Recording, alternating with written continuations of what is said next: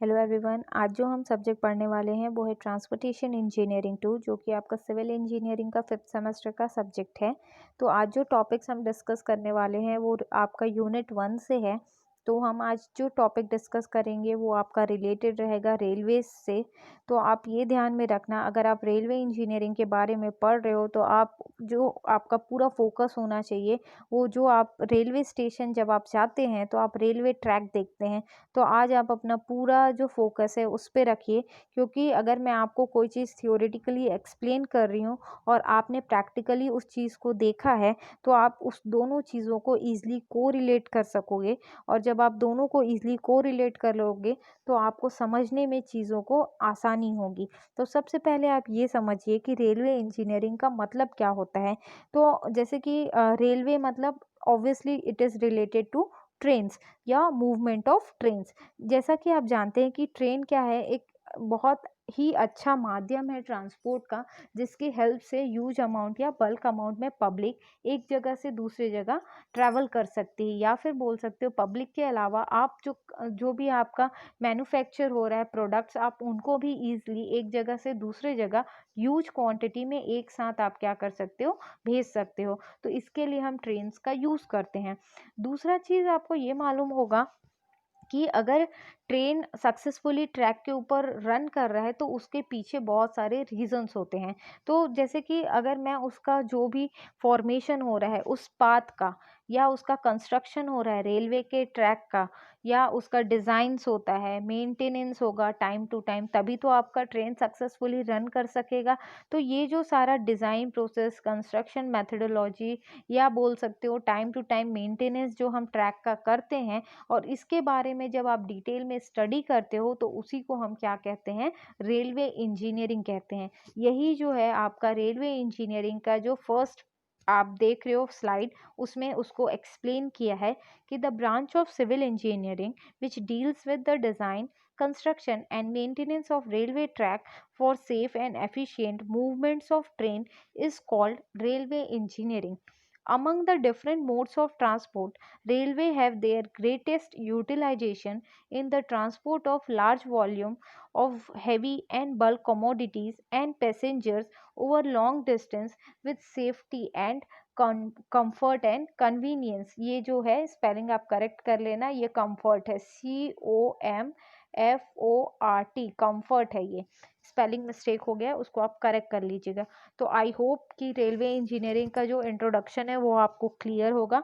अब जो है आप उसके मेन जो है सिलेबस के बारे में पढ़ना स्टार्ट करोगे, या बोल सकते हो मेन टॉपिक के ऊपर आप पढ़ना स्टार्ट करोगे।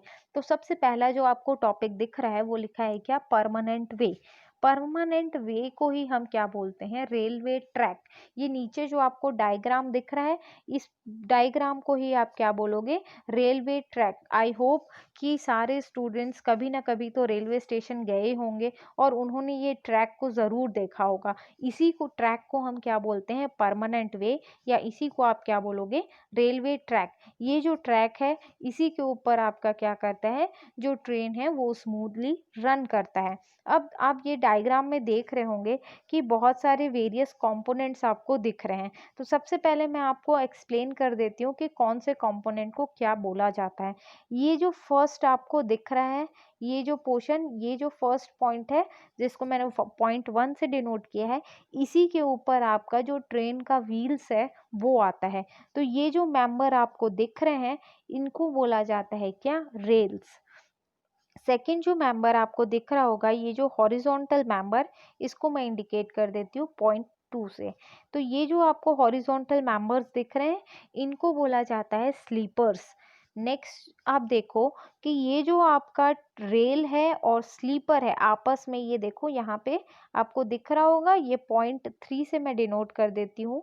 ये है आपका क्या, कनेक्शन। ये इनको आपस में जोड़ा जाता है, ट्रेन आपका रेल को और स्लीपर्स को। तो जिनके हेल्प से इनको जोड़ा जाता है उसको हम बोलते हैं फिक्सचर्स एंड फास्टनिंग्स।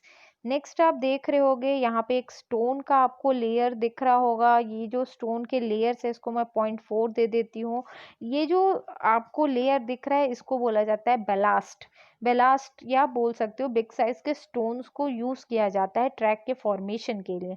अब ये जो आपका रेल हो गया, स्लीपर हो गया, फिक्सर्स एंड फास्टनिंग और बेलास्ट, ये तो आपको विजुअली दिख रहा है। अब इसके बिलो में जो सॉइल का जो लेयर होता है उसको हम बोलते हैं क्या, सब ग्रेड। तो ये जो पांचों कंपोनेंट जब आपस में ज्वाइन होते हैं तो जो रिजल्टेंट हमको मिलता है उसी को हम क्या बोलते हैं, रेलवे ट्रैक, या उसी को आप क्या बोलोगे, परमानेंट वे। आई होप ये क्लियर होगा आपको यहाँ पे। नेक्स्ट आप देखोगे उसी कंपोनेंट्स को यहाँ पे एक्सप्लेन किया है कि the following are the component parts of permanent way और रेलवे ट्रैक।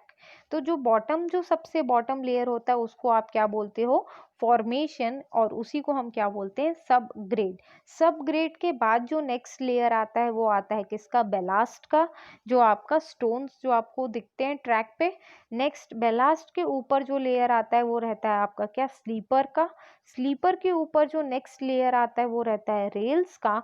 और फिक्सर एंड फास्टनिंग्स को आप यूज करते हो स्लीपर और रेल को आपस में ज्वाइन करने के लिए। तो ये हो गए इसके कंपोनेंट पार्ट्स। अब इसी को डायग्राम के थ्रू यहाँ पे एक्सप्लेन किया है। ये डायग्राम को आप ध्यान से देखिएगा। ये जो पोर्शन आपको दिख रहा है, ये वाला पोर्शन, इसको बोला जाता है क्या, आपका सब ग्रेड। सब ग्रेड के ऊपर आपका एक और लेयर आता है बेलास्ट का। ये जो है एक स्लोप पे, और इसको एक हाइट देने के लिए क्या किया जाता है, ऊपर की तरफ हम प्रोजेक्ट करके एक स्लोप प्रोवाइड करते हैं। और ये जो स्लोप कितना रहेगा, ये आपको ये जो साइड डायग्राम है वहाँ पे इंडिकेट किया है कि ये जो सब ग्रेड का जो स्लोप होता है वो रहता है 2:1 का। बेलास्ट का जो स्लोप रहता है वो रहता है 1.5:1 का। उसके ऊपर, बेलास्ट के ऊपर जो लेयर आता है वो आपका रहता है क्या, स्लीपर का। ये जो स्लीपर है इसके ऊपर आता है आपका क्या, रेल्स। और ये जो रेल्स है उसके ऊपर आता है आपका ट्रेन के व्हील्स। ट्रेन के व्हील्स के ऊपर आता है आपका क्या, ट्रेन। तो ये उसके कंपोनेंट पार्ट्स हैं जिनको ये डायग्राम के थ्रू एक्सप्लेन करने का यहाँ पे कोशिश किया है। नेक्स्ट आप देखोगे, ये एक टिपिकल क्रॉस सेक्शन है रेलवे ट्रैक का, या फिर बोल सकते हो क्या, परमानेंट वे का। तो मैंने कहा था ये जो बॉटम जो लेयर है ये आपको दिख रहा है, ये होता है ग्राउंड लेवल, मतलब जमीन का सतह। ये जमीन के सतह के ऊपर क्या करते हैं, ऐसे कटिंग करते हैं सॉइल का, और एक स्लोप पे इस कटिंग करके ऐसे प्रोजेक्शन किया जाता है कुछ हाइट का। तो ये जो स्लोप रहता है ये कितने का रहता है, 2:1 का। तो ये जो लेयर रहता है इसी को आप क्या बोलते हो, सब ग्रेड बोलोगे। या यहाँ पे जो सॉइल को यूज कर रहे हो वहां पे जो भी आपको फील्ड में सॉइल अवेलेबल होगा उसको आप यहाँ पे यूज करते हो। नेक्स्ट जो इस लेयर के ऊपर जो आप एक स्लोप प्रोवाइड करके हाइट दोगे वो रहता है आपका किसका, बेलास्ट का लेयर रहता है। ये जो बेलास्ट का लेयर का जो आप साइड स्लोप दोगे वो रहेगा क्या, 1.5:1 का रहता है। अब ये जो बेलास्ट का जो लेयर रहता है इसके ऊपर आता है आपका क्या, स्लीपर। और इन स्लीपर्स के ऊपर आपका क्या आता है, रेल। ये जो है, ये जो आपको दिख रहा है ये वाला पोर्शन, ऐसा आई सेक्शन टाइप का कुछ पोर्शन दिख रहा होगा, ये क्या है, रेल का। सामने से जब आप कट करोगे क्रॉस सेक्शन तो आपको जो सामने का पोर्शन है वो ऐसा आई सेक्शन दिखेगा। तो ये जो आई सेक्शन होता है इसी को आप क्या बोलते हो, रेल्स। और इन्हीं के ऊपर आपका क्या आता है, ट्रेन का व्हील्स, और सक्सेसफुली इसी पे एक स्मूथ सरफेस प्रोवाइड करता है ट्रेन को रन करने के लिए। अब ये जो बेसिक 5 कंपोनेंट के अलावा आपको और भी बहुत सारे टर्म्स यहाँ पे दिख रहे होंगे, तो ये मैं आपको एक्सप्लेन कर देती हूँ कि ये जो आपका सॉइल को कट करके ये जो सब ग्रेड का आप बनाते हो, तो यहाँ पे ये स्लोप की वैल्यू को हटाने के बाद जो आपको विड्थ मिलता है उसी को हम क्या बोलते हैं, फॉर्मेशन विड्थ बोलते हैं। नेक्स्ट जो रहता है आपका क्या, बेलास्ट का लेयर रहता है। ये जो बेलास्ट का जो एंड टू एंड जो आपको विड्थ मिलता है उसको आप क्या बोलते हो, बेलास्ट बेस बोलते हो। अब आपको यहाँ पे दिख रहा होगा कि ये स्लीपर है। ये डायग्राम में फिर से आपको बता देती हूँ, ये जो पोर्शन है इसको हम बोलते हैं क्या, स्लीपर। स्लीपर के जस्ट बिलो यहाँ से यहाँ तक जो बेलास्ट का जो हाइट जो आप बेलास्ट प्रोवाइड करते हो उनको आप क्या बोलते हो, बेलास्ट कुशन बोलते हैं। नेक्स्ट आप देखना कि ये जो रेल है इसका जो मिनिमम दोनों के बीच का जो डिस्टेंस है उसको हम क्या बोलते हैं, गेज बोलते हैं। इसको आगे चल के आप डिटेल में स्टडी करोगे।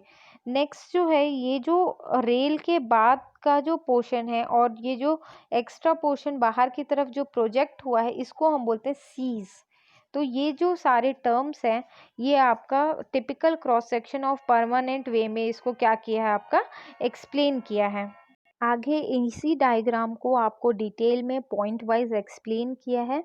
जैसे कि ये जो है आपका देखेंगे डायग्राम में, तो यहाँ पे गेज को एक्सप्लेन किया है कि जैसे रेल के जो दो इनर फेस होते हैं, यहाँ पे ये आपका ट्रैक है, ये जो रेल है, ये दो रेल के बीच का जो इनर फेस होता है, उसी को आप क्या बोलते हैं, गेज बोलते हैं।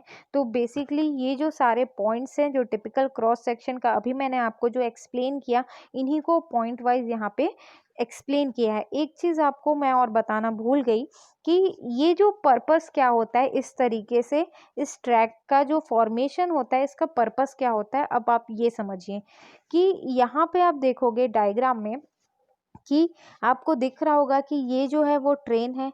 ट्रेन का ये जो पोर्शन है वो क्या है, व्हील है। व्हील, अब जो ट्रेन का जो भी लोड है वो वर्टिकली कहाँ पे जा रहा है, व्हील्स पे जाके ट्रांसफ़र हो रहा है, जो भी उसका ऊपर का लोड है।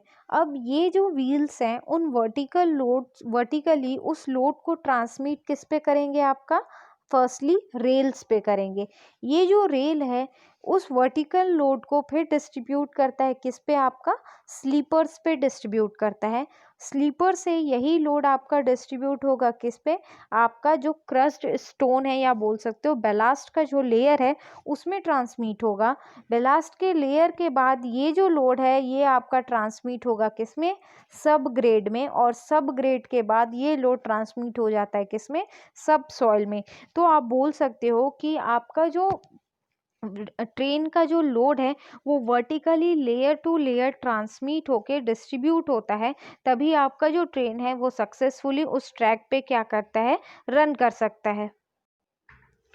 ये जो था बेसिक, उसी को यहाँ पे पॉइंट वाइज एक्सप्लेन किया है। आप एक बार इसको रीड आउट कर लीजिएगा। अगर इसमें कोई डाउट होगा तो आप मुझसे ये पूछ सकते हैं। नेक्स्ट जो है वो है आपका क्या, गेज के बारे में। तो गेज बेसिकली क्या होता है, रेल्स का जो मिनिमम डिस्टेंस होता है इनर फेस के बीच में, जो मिनिमम डिस्टेंस होता है उसी को हम क्या कहते हैं, गेज कहते हैं। बॉटम में गेज का डायग्राम बहुत ही अच्छे से एक्सप्लेन किया है, तो उससे आपको और क्लियर हो जाएगा। तो यहाँ पे डेफिनेशन में डिफाइन किया है कि gauge is the defined as the minimum distance between inner face of two rails. दो रेल के बीच का जो इनर फेस होता है उसी को आप क्या बोलते हैं, gauge. Indian railway follow this standard practice and the gauge is measured as a clear minimum distance between the running face of the two rails as shown in figure.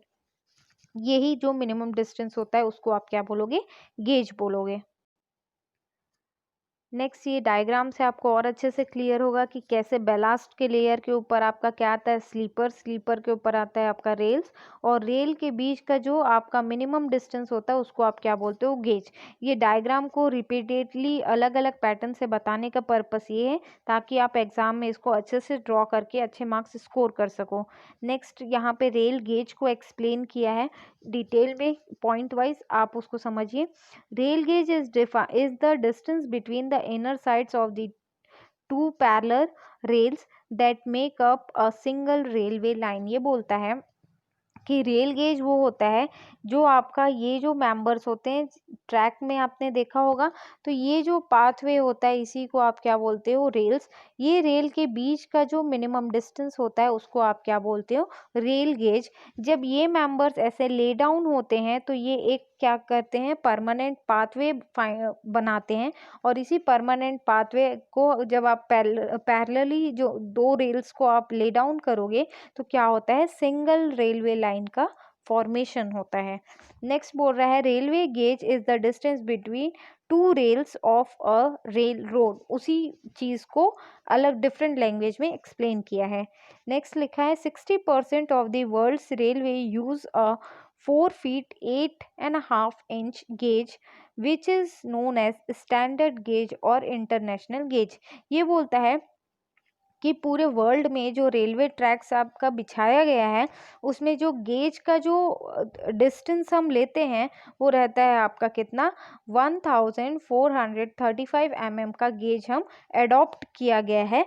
और ये जो गेज का जो दूरी आप देख रहे हो इसी को हम बोलते हैं क्या, स्टैंडर्ड गेज।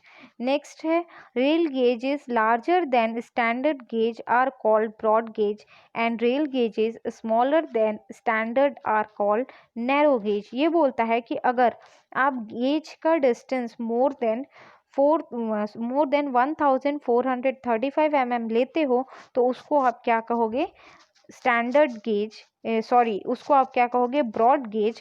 और अगर आप 1435 mm से कम का डिस्टेंस को अडॉप्ट कर रहे हो तो उसको आप क्या कहोगे, नैरो गेज। नेक्स्ट लिखा है a dual gauge railway has thrice or 4 rails positioned so that train of 2 different gauges can use it। जब भी आप रेलवे ट्रैक पे जाओगे तो देखना कि ये जो रेलवे के ट्रैक्स रहते हैं कई ऐसे करके ज्वाइन होते हैं, फिर बहुत सारा ऐसा ट्रैक का फॉर्मेशन होता है। तो ये बोल रहा है कि अगर बहुत सारे ऐसे ट्रैक्स बने हुए हैं तो उनको हम क्या बोलते हैं कि डुअल गेज बोलते हैं। डुअल गेज का पर्पस ये रहता है कि मान के चलो यहाँ का जो गेज डिस्टेंस है वो स्टैंडर्ड गेज है और ये जो है नैरो गेज है, तो दो डिफरेंट टाइप ऑफ गेजेस को आप इजीली ले डाउन किए हो तो उसी को क्या कहते हैं, आपका dual gauge. Railway has thrice or 4 rail position so that trains of 2 different gauges can use it. दो अलग अलग प्रकार के गेज को आप क्या कर सकते हो, गेज ऑफ ट्रेन को आप इजीली रन करवा सकते हो उस ट्रैक के ऊपर। नेक्स्ट है a place where different gauges meet is called a break of gauge. ये बोल रहा है कि जहाँ पे आपका डिफरेंट टाइप्स ऑफ गेज का एक मीट होता है जिस पॉइंट पे, उसी को आप क्या बोलते हो, ब्रेक ऑफ गेज। इसका मतलब ये है कि मान के चलो ये एक ब्रॉड गेज का ट्रैक है, इसके बाजू में आपका दूसरा जो ट्रैक है उसका जो विड्थ है ब्रॉड गेज से कम है। तो अगर ब्रॉड गेज से कम है तो ऑब्वियसली या तो वो स्टैंडर्ड गेज होगा या तो आपका नैरो गेज होगा। कि सपोज करो कि ये ब्रॉड गेज सबसे जिसका विड्थ ज़्यादा होता है उसको हम क्या बोलते हैं, ब्रॉड गेज। देन आता है आपका क्या, स्टैंडर्ड गेज। तो अगर ये दोनों किसी एक पॉइंट पे क्या हो रहे हैं, मीट कर रहे हैं, तो ये जो मीटिंग पॉइंट होता है उसी को आप क्या बोलते हो, ब्रेक ऑफ गेज। नेक्स्ट आपका एक्सप्लेन किया है types of rail gauges. Basically types of जो रेल गेजेस होते हैं वो आपके 4 प्रकार के होते हैं। यहाँ पे भले ही 3 मेंशन किया है बट ये डायग्राम से आपको क्लियर होगा। यहाँ पे आप देखो कि ये रेल है और ये रेल के बीच का ये जो विड्थ होता है इन्हीं को हम क्या बोलते हैं, गेजेस बोलते हैं। जो सबसे ज़्यादा विड्थ का जो गेज होता है उसको हम बोलते हैं ब्रॉड गेज। और ब्रॉड गेज का जो विड्थ होता है वो होता है क्या, 1676 mm से लेके 1524 mm के बीच आप, या जनरली जो हम वैल्यू लेते हैं वो रहता है आपका क्या, 1676 mm का जो विड्थ रहेगा उसको हम क्या बोलते हैं, ब्रॉड गेज। ब्रॉड गेज का मतलब यहाँ से यहाँ तक के विड्थ को आप क्या बोलोगे, जो लॉन्गेस्ट आपका सबसे ज़्यादा विड्थ है उसको आप क्या बोलते हो, ब्रॉड गेज। ब्रॉड गेज के बाद आता है आपका क्या, स्टैंडर्ड गेज। स्टैंडर्ड गेज का जो विड्थ होगा वो आपका कम होगा किससे, ब्रॉड गेज से। तो स्टैंडर्ड गेज का जो विड्थ होता है वो होता है 1435 mm से 1451 mm का। कोई भी एक वैल्यू आप अडॉप्ट करोगे तो वो आएगा किसके अंडर, आपका स्टैंडर्ड गेज के अंदर। नेक्स्ट है आपका मीटर गेज। मीटर गेज का जो विड्थ होता है वो होता है 1067 mm या 1000 mm या फिर 915 mm, इनमें से कोई भी होगा तो वो मीटर गेज कहलाएगा। मतलब जो विड्थ है वो यहाँ से यहाँ है। नेक्स्ट जो सबसे आपका कम विड्थ का रहता है उसको हम क्या बोलते हैं, नैरो गेज बोलते हैं। और ये रहता है आपका 762 mm से लेके 610 mm के बीच में। तो इसको आप क्या कहोगे, नैरो गेज कहोगे। ये जो आपको विड्थ है यही आपका कॉम्पिटिटिव एग्जाम में भी पूछता है कि ब्रॉड गेज का विड्थ कितना होता है, तो आप बोलोगे 1676 mm हम अडॉप्ट करते हैं। इसी को यहाँ पॉइंट में टाइप्स ऑफ गेज जो मोस्टली इंडिया में यूज़ होते हैं वो ये 4 प्रकार के आप गेज क्या करते हो, यूज़ करते हो। आगे आप डिटेल में इसको पढ़ोगे वन बाय वन। नेक्स्ट है आपका जो फर्स्ट टॉपिक है वो है ब्रॉड गेज के बारे में। तो यहाँ पे वही एक्सप्लेन किया है कि दो रेल के बीच का जो डिस्टेंस होता है, विड्थ होता है, उसी को आप क्या बोलते हो, गेज। और जब ये गेज का विड्थ 1676 mm का है तो इस प्रकार के गेज को आप क्या बोलते हो, ब्रॉड गेज बोलते हो। दिस गेज, सेकेंड पॉइंट में लिखा है, this gauge is also known as standard gauge of India and is the broadest gauge of the world. ये बोला जाता है कि इंडिया में मोस्टली इसी को एज अ स्टैंडर्ड गेज हम अडॉप्ट करते हैं और सबसे ज़्यादा जो पूरी दुनिया में जो विड्थ अडॉप्ट किया जाता है गेज का, वो ब्रॉड गेज को ही क्या करते हैं, हम अडॉप्ट करते हैं। अदर कंट्रीज़ में जहाँ पे ब्रॉड गेज को मोस्टली यूज़ किया जाता है वो आपका है Pakistan, Bangladesh, Sri Lanka, Brazil, Argentina etcetera. 50% जो है इंडिया में जो रेलवे ट्रैक्स हैं वो ब्रॉड गेज के ही हिसाब से आपका विड्थ को प्रोवाइड किया गया है। नेक्स्ट है इसका सूटेबिलिटी की, सूटेबिलिटी मतलब आप कौन से कंडीशंस पे ब्रॉड गेज का जो ट्रैक है वो अगर आप अडॉप्ट कर रहे हो तो कौन से कंडीशन पे वो सुटेबल रहेगा। तो ये बोला जाता है first point, when sufficient funds are available for the railway project. इसका मतलब ये है, क्योंकि आप यहाँ पे डायग्राम में देखे होंगे कि ये जो विड्थ है बहुत ज़्यादा है, ये जो है ब्रॉड गेज का विड्थ है। अगर मेरे को ये जो ट्रैक का अगर मेरे को ब्रॉड गेज बनाना है तो मेरा ब्रॉड गेज का अगर विड्थ ये है, ब्रॉड गेज का यहाँ पे रेल का है, फिर रेल के बाद इसका नेक्स्ट लेयर आएगा, फिर ये आगे एक्सटेंड होगा, फिर इसका नेक्स्ट लेयर आएगा, ऐसे करके जो बॉटम लेयर होगा उसका विड्थ और ज़्यादा होगा। ये इंडिकेट कर रहा है कि अगर मेरे पास सफिशिएंट फंड्स हैं तभी तो मैं इतना ज़्यादा बल्क अमाउंट में सॉइल का एक्सकवेशन करूँगी। मेरे को उतना बल्क अमाउंट में क्या चाहिए रहेगा, विड्थ चाहिए रहेगा ट्रैक के लिए, ज़मीन चाहिए। तो आपका स्लीपर्स का भी लेंथ आपका देखोगे तो इंक्रीज़ हो जाएगा क्योंकि विड्थ ज़्यादा है। तो इधर क्या है, आपका कॉस्ट बढ़ते जा रहा है। तो आप ब्रॉड गेज तभी अडॉप्ट कर सकते हो जब आपका रेलवे प्रोजेक्ट के लिए फंड्स आपका बहुत सफिशिएंट अमाउंट में अवेलेबल है, तभी आप अडॉप्ट करोगे क्या, ब्रॉड गेज। नेक्स्ट पॉइंट में लिखा है, when the prospect of revenue are very bright. When the prospect of revenue are very bright का मतलब ये है कि आप ब्रॉड गेज इतना खर्चा करके इस रेलवे ट्रैक को आप बना रहे हो, मतलब जो ट्रेन होगा उसका भी विड्थ इंक्रीज होगा इस ट्रैक के अकॉर्डिंग।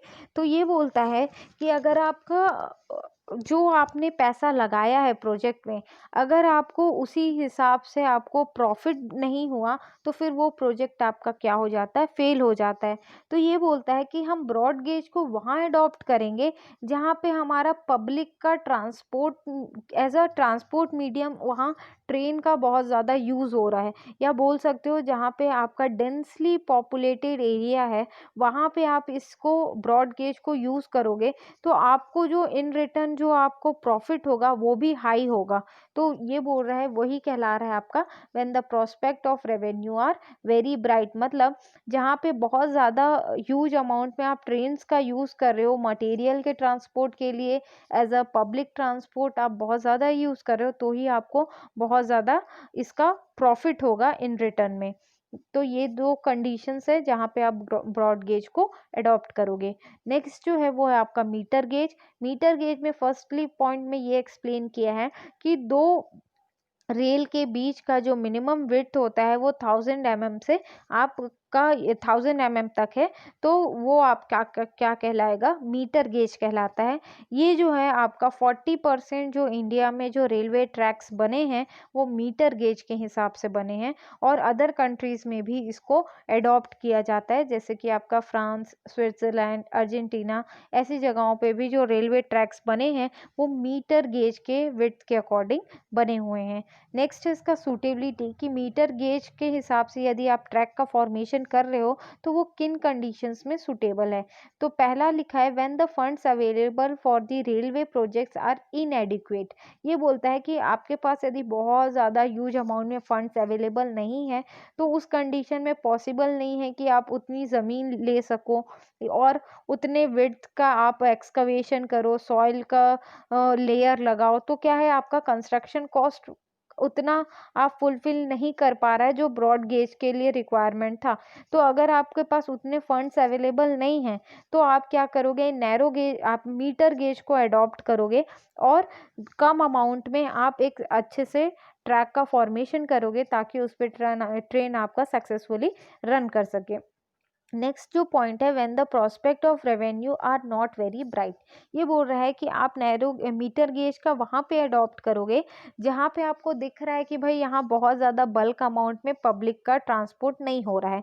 आपका public as a transport medium train को बहुत ज़्यादा अडॉप्ट नहीं कर रहा है। अगर ऐसी जगहों पे आप ब्रॉड गेज को बना दोगे तो आपको क्या होगा, इन रिटर्न जो प्रॉफिट है वो कम होगा, तो वो क्या होगा, अनसुटेबल होगा वहाँ के लिए। तो इस पर्पस के लिए जहाँ पे आपका कम मात्रा में पब्लिक यूज़ कर रही है ट्रेन को एज अ ट्रांसपोर्ट मीडियम, तो वहाँ पे आप क्या अडॉप्ट करोगे, मीटर गेज को अडॉप्ट करोगे और मीटर गेज वहाँ के सिचुएशन के अकॉर्डिंग सुटेबल होगा। और इस जहाँ पे आपका पॉपुलेशन उतना ज़्यादा नहीं है वहाँ पे आप क्या कर सकते हो, मीटर गेज को अडॉप्ट कर सकते हो। नेक्स्ट है आपका नैरो गेज।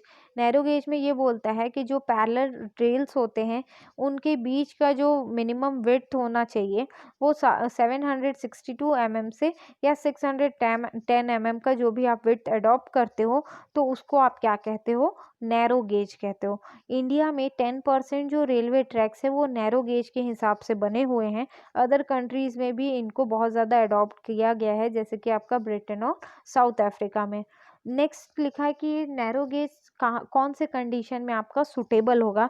तो पहला कंडीशन ये लिखा है क्योंकि नैरो गेज मतलब दो रेलवे जो रेल्स हैं उनके बीच का जो डिस्टेंस है वो बहुत ही कम होगा, तो उसको आप क्या कहोगे, नैरो गेज। तो नैरो गेज हम वहाँ पे यूज़ करते हैं जहाँ पे आपका शार्प कर्व है, स्टीप ग्रेडियंट्स है, नैरो ब्रिजेस है, टनल्स हैं, तो यहाँ पे आप क्या करोगे, नैरो गेज को अडॉप्ट करोगे। जैसे कि ये मान के चलो आपका क्या है, पहाड़ है, इसमें आपको क्या करना है, पहाड़ को कट करके ट्रैक का फॉर्मेशन करना है।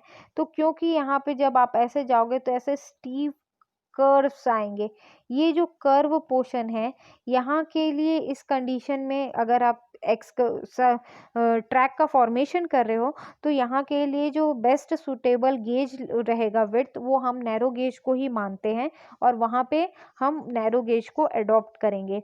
नेक्स्ट जो इसका पॉइंट लिखा है उसमें ये बताया है कि जब आपका जो रेवेन्यू है वो बहुत ज़्यादा हाई नहीं है, मतलब इन रिटर्न जो भी आपने ट्रैक या ट्रेन का पाथवे कंस्ट्रक्ट किया है उस वो जहाँ पे अगर मान के चलो यहाँ पे आपने ब्रॉड गेज या फिर मीटर गेज बना दिया तो वो जो विड्थ है वो वहाँ के रेवेन्यू जो आपको इन रिटर्न प्रॉफिट हो रहा है उसके हिसाब से आप उतना आपको इन रिटर्न मिल नहीं रहा है प्रॉफिट, तो वो बनाने का कोई मतलब नहीं है। तो आप ऐसी जगहों पे नैरो गेज का फॉर्मेशन करोगे जहाँ पे पॉपुलेशन बहुत कम होगा, जहाँ पे आपका स्टीप ग्रेडियंट्स आएगा, शार्प कर्व्स आएगा, नैरो ब्रिजेस, टनल्स, यहाँ पे आप क्या करोगे, नैरो गेज का जब आप कंस्ट्रक्शन करोगे तो आपको जो प्रॉफिट है वो बहुत अच्छा आएगा एज़ कम्पेयर टू ब्रॉड और मीटर गेज के।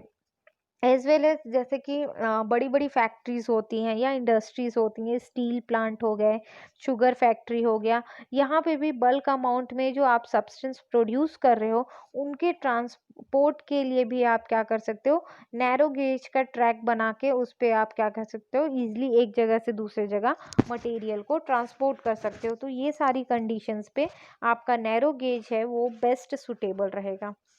ये जो डायग्राम है जस्ट मैंने, क्योंकि आप प्रैक्टिकली देखोगे तो जल्दी को रिलेट कर पाओगे चीज़ों से, इसलिए मैंने ये दो डायग्राम यहाँ पे लगाए हुए हैं।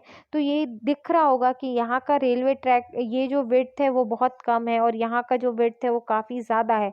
तो ये जो है वो है आपका क्या, ब्रॉड गेज ट्रैक है और ये जो है आपका क्या है, नैरो गेज है, जहाँ पे आपका विड्थ बहुत कम है। इन दोनों के बीच में यदि एक और विड्थ का जो आता है उसको हम क्या बोलते हैं, क्या, आपका मीटर गेज। तो ये इस तरीके से आपका रेलवे ट्रैक में गेज का जो फंक्शन होता है वो ये होता है। नेक्स्ट जो है वो आप पढ़ोगे रेल्स के बारे में, कि रेल्स का मतलब क्या होता है। ये जो आपको पोर्शन दिख रहा है ये वाला, ये जो मेंबर है इन्हीं को हम क्या कहते हैं, रेल्स कहते हैं। तो rail is a similar to steel girder, these are placed and to provide continuous and level surface for the train to move. ये बोलता है कि ये गर्डर है, गर्डर की तरह बिहेव करता है, जिसके ऊपर आपका क्या करता है, ट्रेन जो है वो रन करता है। ट्रेन को ये एक लेवल सरफेस प्रोवाइड करता है ताकि ट्रेन उसके ऊपर स्मूथली रन कर सके। नेक्स्ट है फंक्शन ऑफ रेल, कि इफ कौन कौन से पर्पस को आपका क्या है, रेल जो है सर्व करता है। तो सबसे फर्स्ट पॉइंट लिखा है कि to provide continuous and level surface for movement of train. तो ये जो अगर आप ऐसा देखोगे, इसी के ऊपर आपका क्या कर रहा है, ट्रेन मूव कर रहा है, तो आपने एक लेवल सरफेस प्रोवाइड किया है ताकि आपका जो ट्रेन है वो स्मूथली इसके ऊपर रन कर सके। ये एक कंटिन्यूअस आपका पाथवे प्रोवाइड करता है ट्रैक को। नेक्स्ट है to provide a smooth pathway to so that friction between rail and wheel becomes less. Friction का मतलब यहाँ पे ये बोल रहा है कि ये जो आपने ट्रैक जो फॉर्मेशन हो रहा है ये with the help of rails आपका हो रहा है, तो इसके ऊपर आपका ट्रेन सक्सेसफुली स्मूथली अगर रन कर पा रहा है तो ये क्या कर रहा है, कम आपका स्ट्रेस जनरेट कर रहा है इसके बाकी कंपोनेंट्स के ऊपर। तो इसके कारण स्ट्रेस कम हो रहा है, मतलब फ्रिक्शन भी आपका वैल्यू कम हो रहा है, तो आपका जो ट्रेन है वो ईजिली क्या हो रहा है, रन कर पा रहा है। नेक्स्ट है serve as a lateral guide for the running of wheels. Lateral guide का मतलब ये होता है कि ये जो रेल्स है ये एक पर्टिकुलर फिक्स्ड पाथवे, आप क्या बोल सकते हो, डायरेक्शन प्रोवाइड करते हैं ट्रेन के व्हील्स को, ताकि उस पर्टिकुलर डायरेक्शन में वो मूव हो सके। Next, transferring the load into the sleepers. मैंने स्टार्टिंग में ही बताया था जब कंपोनेंट्स पार्ट्स एक्सप्लेन करी थी कि रेल जो है व्हील से वर्टिकली लोड को ट्रांसमिट करता है किसमें, स्लीपर्स में, और स्लीपर से ये लोड ट्रांसमिट होता है किसमें, आपका बेलास्ट में। तो यहाँ पे रेल जो है वो अपने से लोड को ट्रांसमिट करता है किसमें, स्लीपर्स में। नेक्स्ट है to bear the stress developed in the track due to temperature change and loading patterns. ये बोलता है कि ऐसा कुछ फिक्स नहीं है कि अगर कोई ट्रेन मूव कर रहा है रेल पे तो उसका जो लोड का वैल्यू है वो हमेशा सेम होगा। लोड का वैल्यू चेंज होगा डिपेंडिंग अपॉन कि पैसेंजर ट्रेन है या गुड्स ट्रेन है, तो लोड का वैल्यू उस अकॉर्डिंग चेंज होगा। अब टेम्परेचर भी हमारा यहाँ पे सेम नहीं रहता ऑल द टाइम, तो टेम्परेचर भी क्या होता है, चेंज होता है। तो टेम्परेचर चेंज होने के कारण और लोडिंग पैटर्न चेंज होने के कारण स्ट्रेस के वैल्यू में भी चेंजेस आते हैं। तो ये जो रेल्स हैं उन स्ट्रेसेस को क्या करते हैं, ईजिली कैरी आउट करते हैं, ताकि आपका जो भी ट्रेन है वो सक्सेसफुली रन कर सके। नेक्स्ट है to resist breaking force caused due to stoppage of trains. ये बोलता है कि जब भी आप ट्रेन का ब्रेक लगाते हैं तो आपको एक जर्क फील होगा। तो ये क्या करता है, ये उस जर्क के कारण जो फोर्स प्रोड्यूस हुआ है उसको क्या करता है, ईजिली रेजिस्ट करता है, इसलिए हम क्या करते हैं, रेल्स को यूज़ करते हैं। तो ये जो भी आप आज पढ़े हो वो बेसिक इंट्रोडक्शन था, जिसमें आपने रेलवे इंजीनियरिंग के बारे में पढ़ा, रेलवे परमानेंट वे या बोल सकते हो रेलवे ट्रैक के बारे में पढ़े, उसके कंपोनेंट्स के बारे में पढ़े हो, उसका फंक्शन क्या है किसको प्रोवाइड करने का उसके बारे में आपने पढ़ा, गेजेस के बारे में पढ़ा, टाइप्स ऑफ गेजेस के बारे में पढ़े हो। अब आपका जो नेक्स्ट टॉपिक था वो रेल था, तो अभी आपने जो लास्ट टॉपिक पढ़ा वो केवल रेल क्या होता है और वो हम क्यों बनाते हैं उसके बारे में आपने पढ़ा है। नेक्स्ट लेक्चर में आप इसके बारे में, रेल्स के बारे में और डिटेल में पढ़ोगे। Thank you.